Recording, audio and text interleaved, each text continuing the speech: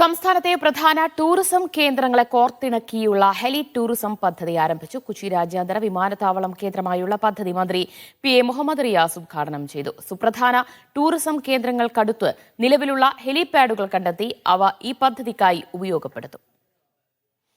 Munnar, Thekkady, Vagamon, Alappuzha, Kumarakom, Jatayupara, Kovalam, Kozhikode beach, Wayanad, Bekal fort, Nelliyampathy എന്നിവിടങ്ങളിലേക്കാണ് നിലവിൽ വിനോദസഞ്ചാരത്തിനായി പാക്കേജുകൾ തയ്യാറാക്കിയിട്ടുള്ളത്.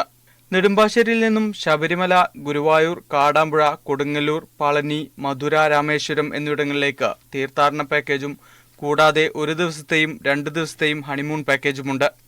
ചിപ്സൺ ഏവിയേഷന്റെ 5 പേർക്ക് യാത്ര ചെയ്യാവുന്ന 2 ഹെലികോപ്റ്ററുകളാണ് സജ്ജമാക്കിയിട്ടുള്ളത്.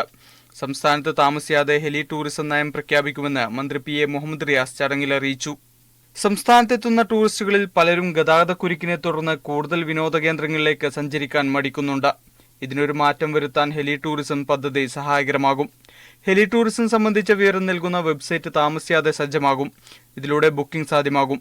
സംസ്ഥാനത്തിന്റെ തെക്കും വടക്കുമുള്ള പ്രധാന കേന്ദ്രങ്ങളിൽ കൂടുതൽ ഹെലിപാഡുകൾ നിർമ്മിക്കും. മീഡിയ 1 കൊച്ചി.